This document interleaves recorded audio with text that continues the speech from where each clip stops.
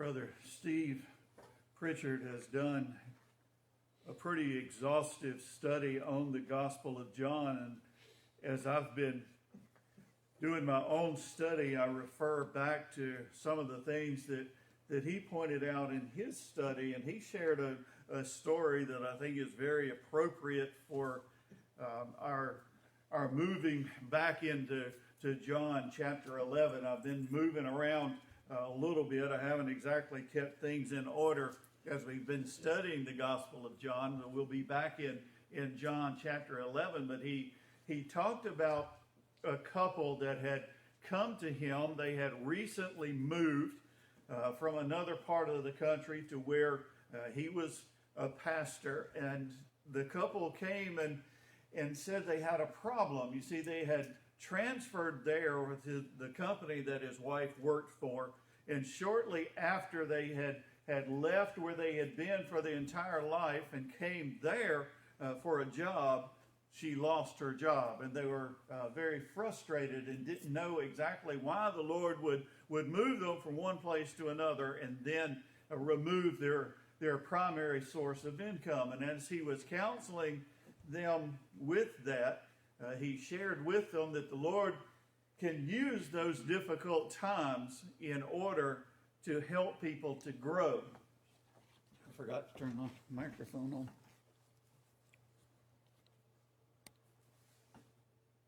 Y'all need to help me out with this. As he was sharing that story, he said the wife seemed to be very frustrated and wasn't very patient at all, and really didn't want to accept any more of his recommendations or advice. The husband seemed to be listening fairly intently and really wanted to move forward. Even though they had that setback, he wanted to trust the Lord and keep moving forward. However, it wasn't too long after that the wife decided that she just couldn't take it anymore and moved back to where they originally had moved from. So that's a pretty clear commentary on the fact that we don't always trust God whenever we're going through difficult times. But that's exactly what God has called us to do. And what I want to look at this evening, back in John chapter 11, we've been here before and we talked about the death of Lazarus, and I want to go back to that again because it gives us a good picture of what we're supposed to do during trial. So as we were in John chapter 11 a couple of weeks ago, they had called for Jesus. They wanted him to come because Lazarus, their brother, was sick. And of course, Jesus knew exactly what was going to happen. He knew that Lazarus was going to die. He knew that it was going to be for God's glory because he knew that he was going to raise Lazarus again. So by the time he got there, of course, Lazarus had passed away. The Bible tells us that Martha heard that Jesus was coming. She left the house. She went out to meet him. You see, Martha was one of those can-do kind of people. When they see a problem, they're going to do something to fix it. It was Martha that was always working. Martha was always cooking and preparing for her guests, while the other time that we talked about Jesus being in their house, Mary was at Jesus' feet listening, and Martha got aggravated. Why don't you tell her to come in the kitchen and help me? And Jesus, of course, said, well, she's sitting at my feet listening. She's learning. She's being taught. And in other words, she's chosen the better part. And, well, this time, Lazarus has died. Jesus wasn't there. Martha runs out to meet him and said, if you had not been here. Well, we often say that, if. That's such a big word. It's only 2 letters, but most of the time when we use it, it's if. If this happened or if this hadn't happened, we speculate as to what might have transpired. But she came out, and of course, Jesus was talking with her, and Jesus told her that Lazarus was going to be raised. He told her that he was the Messiah, and he asked her, do you believe this? Well, after their conversation, now keep in mind how Jesus related to her.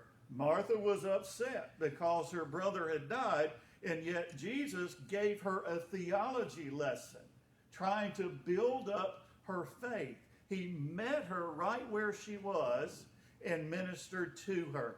Well, it's interesting that Jesus stayed there. He didn't go on to the house. You know, that's what we do when folks pass away. We go to the house and we visit with the family. Jesus had gotten close, but he hadn't gone to the house yet. And we know that because as we pick up in verse 28, Jesus is talking to,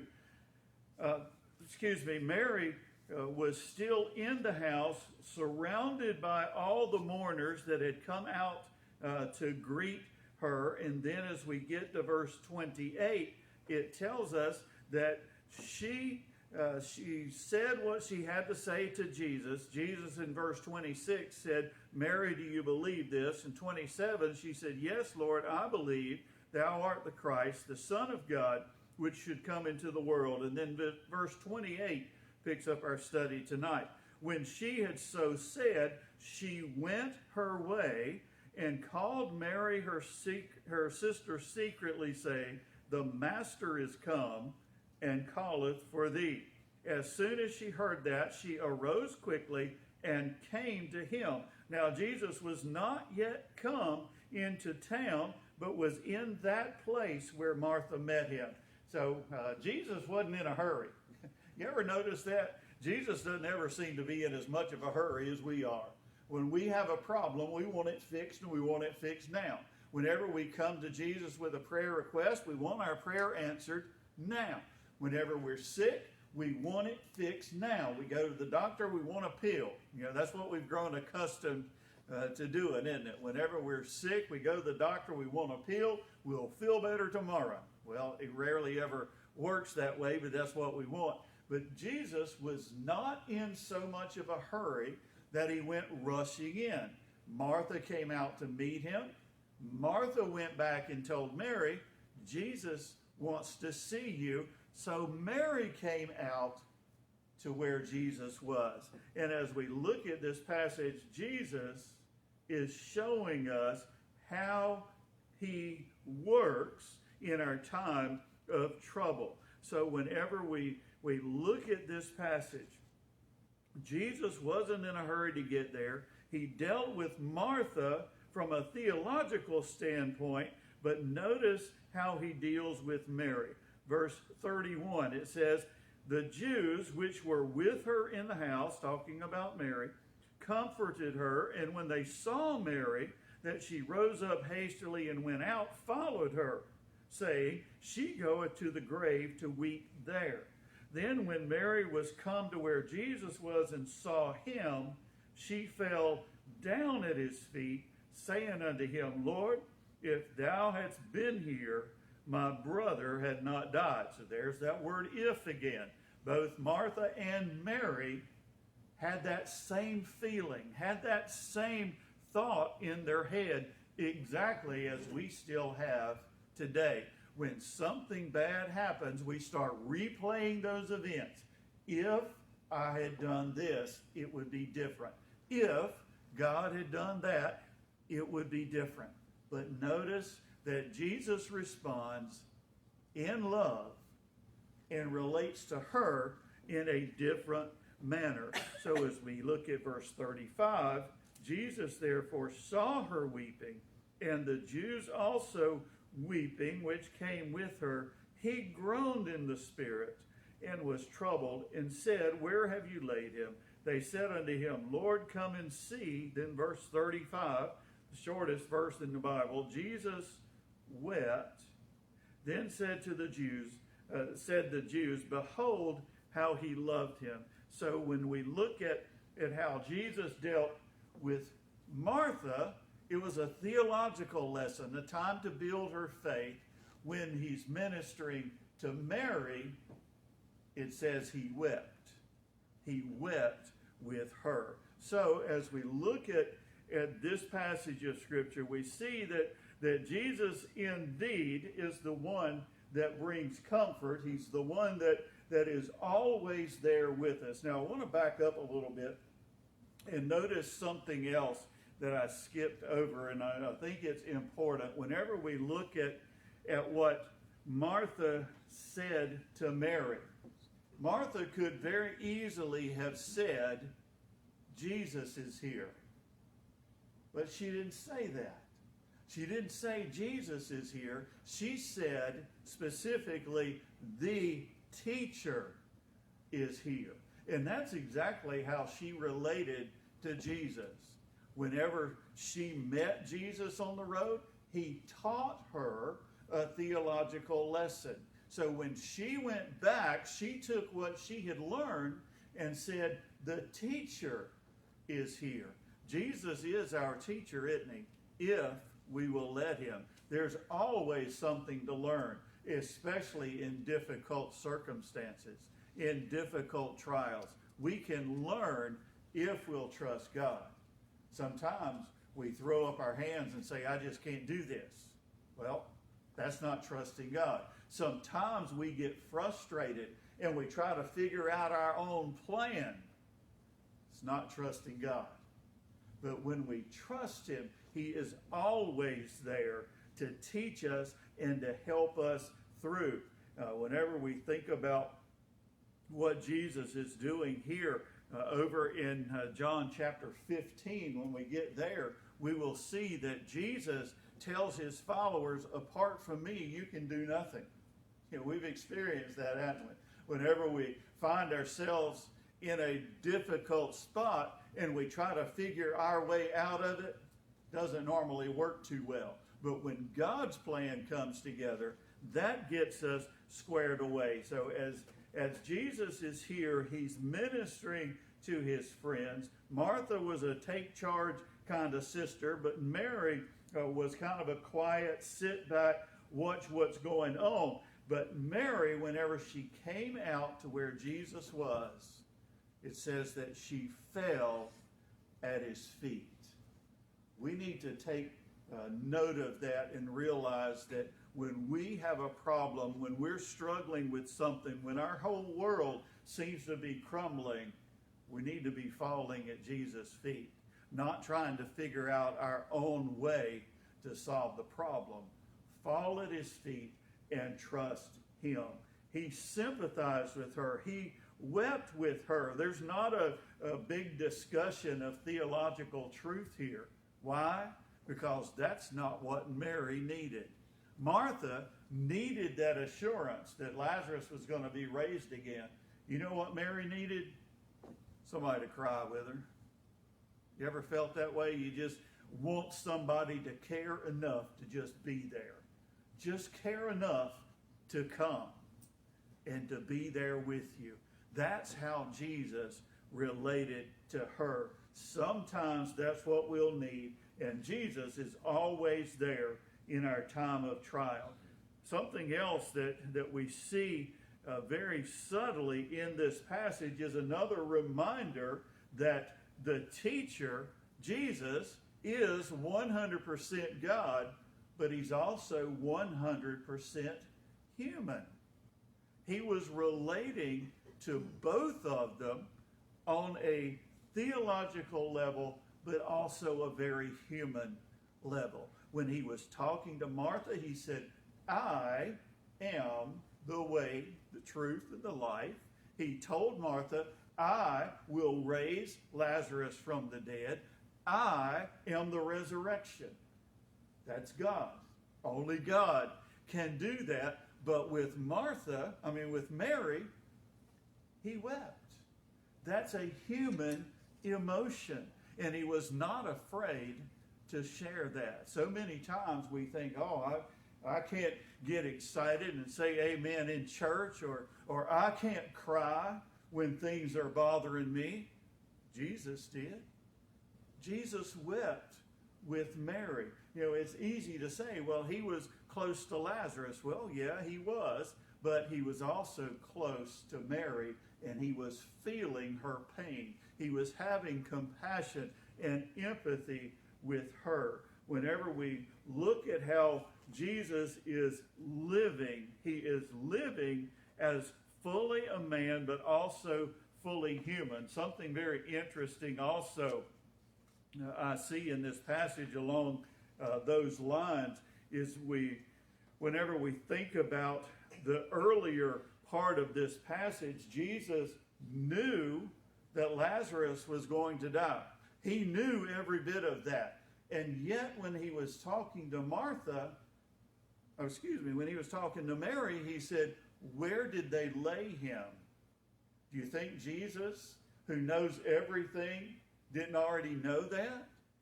But in his humanity, he was talking to Mary where she was. Where are we going? Basically is what he said. I want to go with you is the implication. I want to go with you to where they have taken Lazarus. And it was not just because he knew that he was going to raise him from the dead. He was also relating to her. So as we look at this passage, we see that Jesus was experiencing grief right here. He knew he was going to raise Lazarus, but that did not stop him from ministering to Mary as she needed somebody to cry with her. He took that time. So we need to do that as well. Jesus was not ashamed to display that human emotion, and that's amazing to me. It's amazing that the King of Kings and the Lord of Lords is willing to cry with us whenever we need that. He's willing to teach us whenever we need that. Whatever that we need, he is right there to do what we need. Jesus also shows us that it's his love that underlines everything that he does. He never does anything to hurt us. He'll never lead us astray. He'll never betray us. He is always there in love. And that's exactly what we see here. Look again with me at verse 36. It says, verse 35, Jesus wept. Then said the Jews, behold how he loved him. You see, even though they didn't believe that Jesus was the Messiah, they saw the kind of person that he was.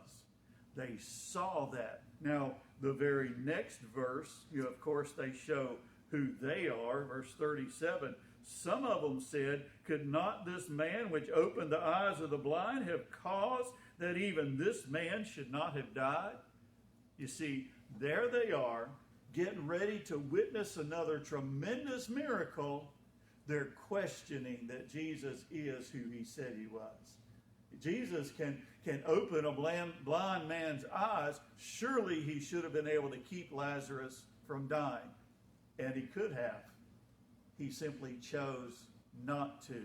And there again lies part of our problem as humans, because we don't understand why God does the things that he does. We don't understand why he allows the things that he allows. But he always has a plan. He always does it in love. And these folks simply refuse to trust him in all that he has come to do, not just for those that respond to him, but he also responds in love to people that he knows are going to reject him. So as we look at this passage, we need to realize that Jesus calls us to come to him. And that's exactly what both Martha and Mary do. When they see Jesus, when they hear that he's coming, they run in order to get close to him. How many of us are doing that? Whenever we know that we're not where we need to be, are we running to Jesus? Are we running to his word? Are we falling on our knees, crying out to him to help us as we go through those trials? That's exactly what we need. That's what he's calling us to do. The teacher is here, and he's calling for you. He had already ministered to Martha. He wanted to minister to Mary as well. Jesus always is present. He's always waiting for us to come to him, and he wants us to come to him just like we are, and we don't need to be afraid to share our feelings with him. Some folks say, oh, you can never question God. It's wrong to question God. But Martha said, if you had been here, he wouldn't have died. Mary said, if you had been here, he wouldn't have died. Were both of those questioning? I think so. I think they were both questioning, but Jesus did not rebuke either one. He simply met them right where they were. He ministered in a way that would draw them closer, and that's exactly what he'll do for us. We don't have to worry about offending him when we truly, genuinely pour out our feelings to him. We see that in Mary and Martha. They were crying out to him because they were in pain. We can feel comfortable in crying out to him when we're in pain as well. You know, we love to sing that song, Just As I Am. Just as I am, without one plea, but that thy blood was shed for me, and thou dost bid me come to thee. Whenever we think about all that God is calling us to do, we need to make sure that we come to him first. And we also need to come quickly. That's something that we don't always do either.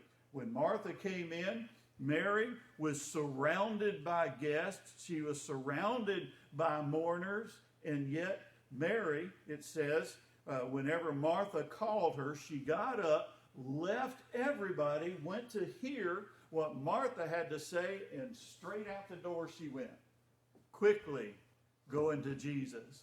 She didn't ask other people for their advice. She didn't seek other people's opinion. She went straight to the Lord.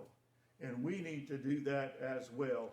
Go quickly to the teacher that's calling us. And she went directly to Jesus' feet. Every time we run into Mary in the Gospels, that's where she seems to be.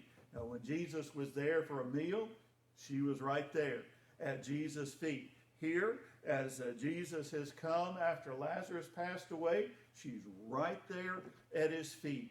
And before Jesus was crucified, they had another meal. Where was Mary? Pouring that expensive ointment on Jesus' feet. She was right there every time we see her. So many times we think, well, we've got to get up and do something about our problems. Well, we do have to do something. Sometimes the Lord calls us to get up and move and take action, but never without consulting him. Never without coming to him for that direction first. When he gives us direction, that's when we change. That's when we go and do what he's called us to do. But as we look at this passage, we first have to come directly to him to see exactly what it is that he wants us to do. Looking at this passage of Scripture and all through the Gospels, all through the New Testament, Jesus is trying to teach us. And this is just one example of teaching us through trials. We go through so much that we don't understand, so much that feels like our world's being shaken like one of those snow globes. Sometimes that's how we feel, that the Lord's just shaking us up. But what he's doing is giving us opportunities to learn. But we have to come to him, seek his wisdom, seek his guidance, seek his teaching in order for him to work in us and through us. So that's what we can see in this passage as Mary and Martha both experience the comfort that only Jesus can give. Make sure when you're going through trials, Jesus is your first stop. Let's close in prayer.